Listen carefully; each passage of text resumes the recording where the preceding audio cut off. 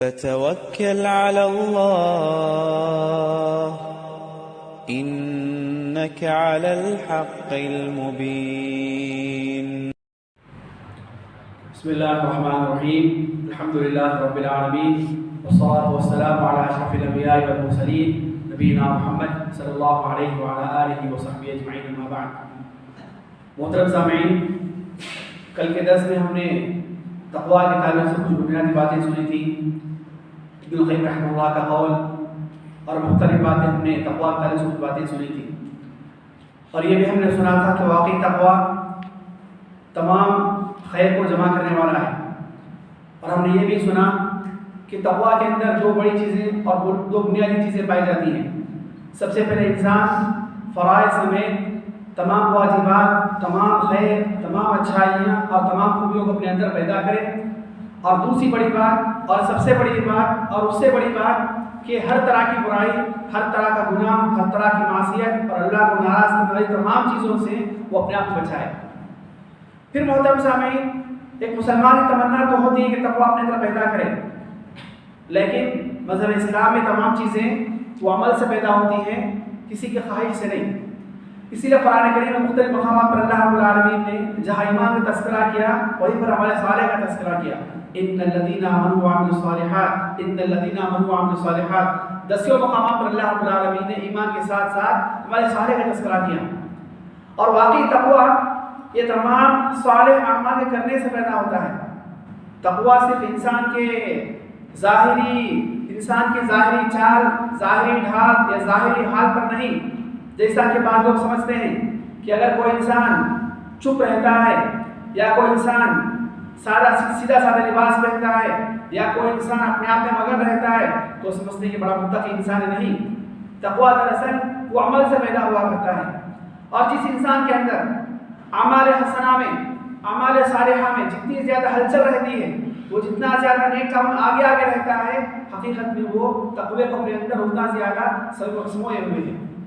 قرآن کے مختلف آیات میں اللہ رب العالمین نے کچھ خیر کے کام کو تذکرہ کیا، اور اس کے فوری بعد اللہ رب العالمین نے کہا کہ یہ کام اس لیے ہے تاکہ تمہارے میں تقوی پیدا ہو جائے، تمہارے اندر تقوی پیدا ہو جائے. یہ فلاں کام اس لیے ہے تاکہ تم متقی بن جاؤ، یا فلاں نیک کام اس لیے ہے کہ یہ متقیوں کے کام ہیں. آئیے کچھ نیک کاموں کے بارے میں جانتے ہیں تاکہ میں اور آپ جو اس پرفتن زمانے میں جی رہے ہیں، دین سے دوری، دنیا سے قربت کا زمانہ، فتنوں بھرا زمانہ، جسے مختلف طرح کے فتنے سر اٹھائے بیٹھے ہیں، ان حالات میں کچھ نیک کام کے ذریعے سے میں اور آپ تقویٰ حاصل کرنے کی کوشش کریں. سب سے پہلی بات یہ کہ عبادت وہ چیز ہے جو انسان کی زندگی میں واقعی طور پہ تقوی کو لے کر آتی ہے. ہمارے صحابہ کرام رضی اللہ عنہ کے تعلق سے آتا ہے کہ وہ ہر نیک کام میں آگے رہا کرتے تھے، بھلے وہ عبادت مالی ہو، وہ عبادت بدنی ہو، یہاں تک کہ وہ عبادات جنہیں صحابہ کرام کسی وجہ سے بتقاضۂ بشرت نہیں کر سکتے تھے، ان کے تعلق سے غور و فکر کیا کرتے تھے، افسوس کیا کرتے تھے. مثلا غریب صحابہ کرام آئے اور کہا اللہ کے نبی صلی اللہ علیہ وسلم ذهب اهل الدثور بالأجور، اللہ کے نبی صلی اللہ علیہ وسلم مالدار لوگ اجر و ثواب کو لوٹ لیے جا رہے ہیں، ہم غریب لوگ اسے نہیں کر سکتے. یصومون کما نصلی، یصومون کما نصوم ویصلون کما نصلی، ہم بھی روزہ رکھتے ہیں، وہ بھی روزہ رکھتے ہیں، ہم بھی نماز پڑھتے ہیں، وہ بھی نماز پڑھتے ہیں، لیکن وہ لوگ صدقہ خیرات کیا کرتے ہیں، ہم نہیں کیا کرتے. تو صحابہ کرام ہر طرح کی عبادت میں وہ آگے رہا کرتے تھے، پیش رہا کرتے تھے. جنگ کا جب زمانہ آیا کرتا تھا تو غریب صحابہ کرام مالی استطاعت نہ ہونے کی وجہ سے جنگ میں پیچھے رہ جاتے. بس اوقات اللہ کے رسول صلی اللہ علیہ وسلم کا سفارش کرتے، اللہ کے نبی صلی اللہ علیہ وسلم آپ ہمیں ذات راہ دیجیے. اللہ کے رسول فرماتے لا اجد ما احملکم علیہ، بھائی میرے پاس اتنا سامان نہیں ہے کہ میں تمہیں ذات راہ دے سکوں. مارے افسوس کے وہ صحابہ کرام تولوا اعجم تفیض من الدم حسنا، وہ جب واپس جاتے تو ان کی آنکھوں سے آنسو جاری رہتے تھے کہ ہم نے وہ مال نہیں پایا ہے جس کی وجہ سے ہم جہاد میں جا سکیں. تو صحابہ کرام جو نفوس قدسیہ ہیں، جنہیں اللہ رب العالمین نے رسول اللہ کی صحبت کے لیے چن لیا تھا صلی اللہ علیہ وسلم، یہ اس وجہ سے کہ ہر خیر کے کام میں آگے رہا کرتے تھے، جیسا کہ مختلف مثالیں میں حدیث ملتی ہیں. تو تقوی کے لیے سب سے بڑی چیز انسان عبادات میں آگے آئے. انسان عبادات میں آگے آگے رہے. اس لیے اللہ رب العالمین نے فرمایا یا ایھا الناس اعبدوا ربکم الذی خلقکم والذین من قبلکم لعلکم تتقون. سورۃ البقرہ آیت نمبر 21. تو اللہ رب العالمین نے عبادت کے تعلق سے فرمایا کہ تمہیں تقوی کو تمہارے اندر تقوی پیدا کرنے والی چیز ہے. دوسری بات محترم سامعین جو تقوی کو پیدا کرنے والی ہے وہ یہ کہ شرعی اعمال میں عبادات میں انسان حساس رہے، سطحی طور پر یا یوں ہی گزر نہ جائے، بلکہ تمام عبادات کو پورے اہتمام کے ساتھ کرے، استحضار نیت کے ساتھ کرے. پھر اسی طرح تمام عبادات کے تعلق سے کو اس کے لوازمات کے ساتھ کیا کریں.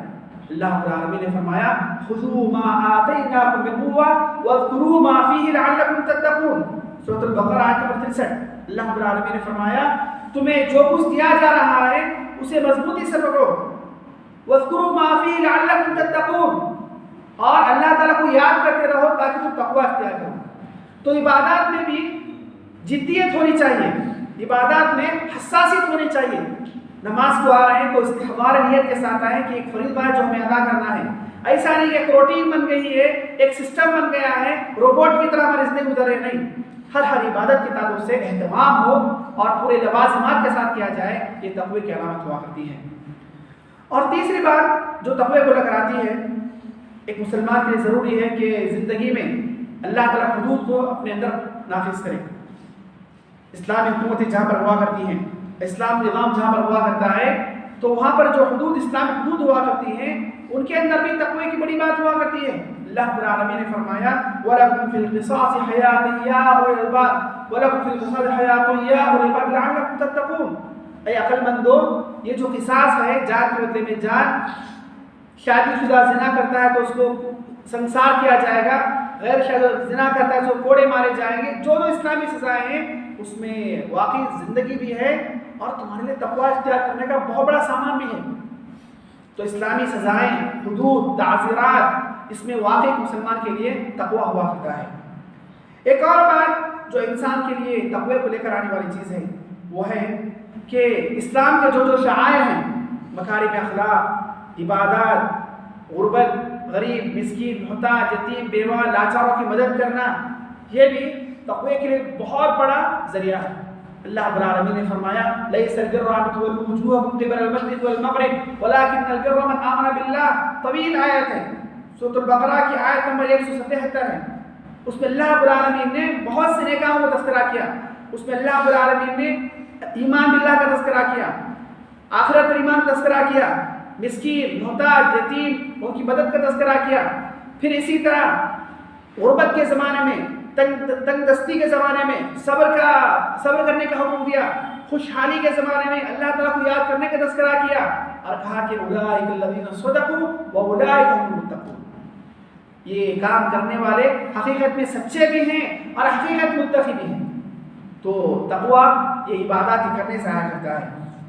ایک اور بات جو انسان کے لیے تقوی کو لے کر آتی ہے وہ یہ کہ اسلام کے جو ارکان ہیں، شعائر اللہ ہیں، اسلام کی جو نشانیاں ہیں ان کے لیے ہمارے دل میں احترام ہو، تعظیم ہو، بے حرمتی نہ ہو یا سطحی نگاہ نہ ہو. تمام چیزوں کے لیے ہمارے دل میں احترام ہو. اللہ رب العالمین نے فرمایا ذالک ومن یعظم شعائر اللہ فانها من تقوی القلوب. سورۃ الحج آیت نمبر 32. اللہ رب العالمین نے فرمایا جو شخص شعائر اللہ، اللہ تعالیٰ کی نشانیاں، اللہ تعالیٰ کی علامتوں کا احترام کرے گا، تعظیم کرے گا، یہ دلوں کا تقوی ہے. تو عبادات کے تعلق سے، نماز روزوں کے تعلق سے، دین سے متعلق چھوٹی سے چھوٹی چیز کے تعلق سے بھی استہزاء نہ ہو، دل سے احترام ہو. اور دین سے متعلق کسی بھی چیز کے تعلق سے ایک مسلمان پورے اہتمام سے کرے اور پورے اہتمام کی نگاہ سے دیکھے. کسی بھی چیز کو لایا نہیں سمجھنا، دین کے تعلق سے کسی بھی چیز کو معمولی سمجھنا، یہ تقوی کے خلاف ہوا کرتی ہے. ایک اور بات جو تقوی کو لے کر آنے والی ہے، عدل و انصاف. اللہ رب العالمین نے فرمایا اعدلوا واقرب للتقوى واتقوا اللہ. سورۃ المائدہ کی آیت نمبر 8 میں اللہ رب العالمین نے فرمایا تم لوگ انصاف کرو، یقیناً انصاف تمہیں تقوی سے قریب کرنے والا ہے. پھر اللہ تعالیٰ سے تقوی اختیار کرو. تو انصاف کرنے کا حکم دیا گیا. یقیناً انصاف بھی یہ تقوی کی بہت بڑی علامت ہوا کرتی ہے. خود رسول اللہ نے فرمایا صلی اللہ علیہ وسلم لو ان فاطمہ بنت محمد سرقت لقطعت يدها وفي روایت لقطعت يدها. فاطمہ بنت محمد بھی اگر چوری کرتی ہے تو اس کا بھی حق کاٹا جائے گا. ایک نبی اپنی بیٹی کے تعلق سے کر رہا ہے تو سوچیے تقوی کا کتنا اونچا معیار رہے گا. تو انصاف. ایک اور چیز جو تقوی کو لے کر آنے والی ہے وہ ہے عفو. العفو عند المقدرہ، معاف کر دینا، عفو درگزر سے کام لینا. اللہ رب العالمین نے فرمایا وَأَن تَعْفُوا أَقْرَبُ لِلتَّقْوَىٰ، سورۃ البقرہ آیت نمبر 237، کہ تم معاف کر دو. یقیناً معاف کر دینا یہ تقوی کی علامت ہے، یہ تقوی کو لے کر تقوی کی طرف لے کر جاتا ہے.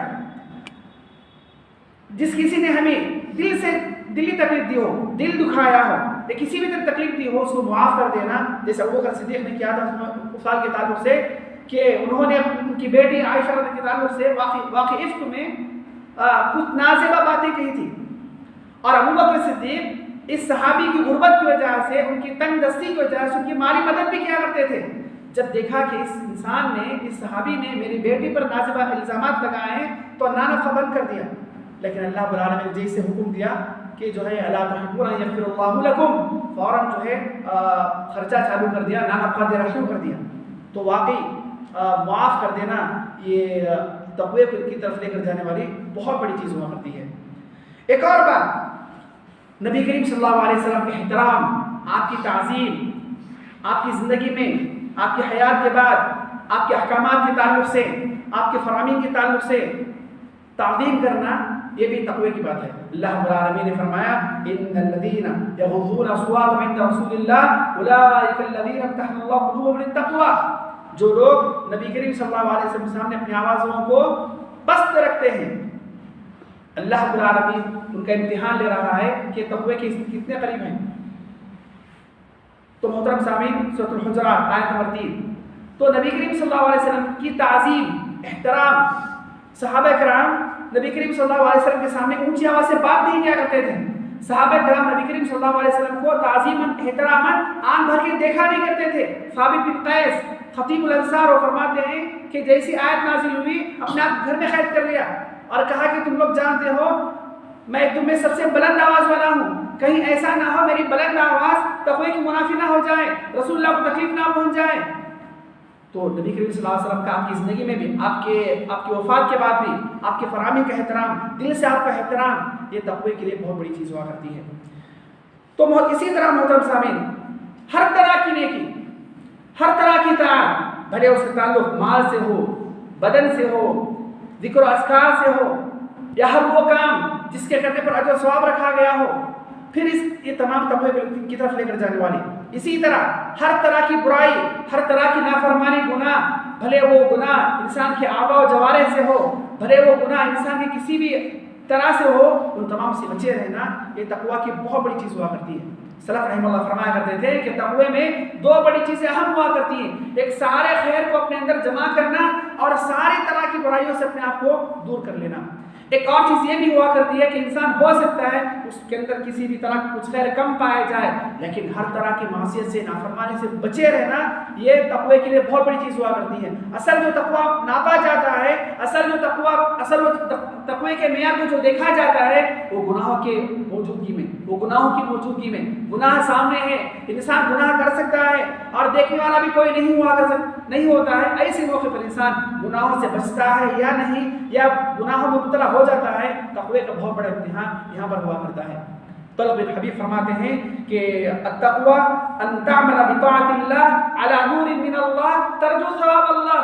تقوی دراصل یہ کہ تم سارے نیک کام کرتے جاؤ، اطاعت کے سارے کام کرتے جاؤ علی نور من اللہ، اللہ تعالیٰ کے نور کی روشنی میں، معرفت کی روشنی میں. یوں ہی نہیں کہ دنیا کر رہی ہے میں بھی کر لیتا ہوں، لوگ نماز پڑھ رہے ہیں میں بھی پڑھ لیتا ہوں، لوگ پورا کام کر رہے ہیں. پورے اہتمام کے ساتھ، پوری معرفت کے ساتھ تم نیک کام کرو، اللہ تعالیٰ کی معرفت سے کرتے جاؤ، اور ساتھ ہی ساتھ ترجو ثواب اللہ. اللہ رب العالمین نے اس کار خیر پر جو ثواب رکھا ہے اس کی امید کرتے ہوئے احتساب سے کہا ہے. پھر فرمایا وَأَن تَتْرُكَ مَعْصِيَتَ اللَّهِ عَلَى نُورٍ مِّنَ اللَّهِ تَخَافُ عِقَابَ اللَّهِ. تقویٰ یہ بھی ہے کہ تم ہر طرح کی معصیت، گناہ، اللہ کی نافرمانی کو چھوڑ دو. اس لیے نہیں کہ تمہیں موقع نہیں ملا گناہ کرنے کا، اس لیے نہیں کہ تمہیں کوئی دیکھ رہا ہے اس لیے گناہ چھوڑ دے، نہیں، عَلَى نُورٍ مِّنَ اللَّهِ، پوری معرفت کے ساتھ. پوری معرفت کے ساتھ اس گناہ کی شدت کو، اس گناہ کی سنگینی کو مد نظر رکھتے ہوئے گناہ کو چھوڑ دو. تخشا عقاب اللہ، اور یہ ڈرتے رہو کہ اگر میں گناہ کر لیتا تو مجھے اللہ کے پاس کیسے کیسے پکڑ ہوا کرتی، کیسا عذاب ہوا کرتا. تو محترم سامعین، یقیناً تقویٰ اس کے تعلق سے ہم لوگ روز مرہ میں، دروس میں، بیانات میں، مختلف مقامات پر بہت سی باتیں سنتے رہتے ہیں. اور یقیناً تقویٰ جو انسان میں جو پیدا ہوا کرتا ہے صرف اور صرف عبادات کی وجہ سے، اعمال خیر میں آگے بڑھنے کی وجہ سے، اور اس سے بڑی بات یہ ہے کہ ہر طرح کے گناہوں سے دور رہنے کی وجہ سے. اللہ تعالیٰ سے دعا ہے اللہ مجھے آپ تمام مسلمانوں کو حقیقی معنوں میں تقویٰ اختیار کی توفیق عطا فرمائے. اللہ رب العالمین تمام طرح کے نیک کاموں میں آگے بڑھنے اور ہر طرح کے معصیت گناہ سے دور رہنے کی توفیق عطا فرمائے. سبحانک اللہم ربنا و بحمدک واشہد ان لا الہ الا انت استغفرک و اتوب الیک. والسلام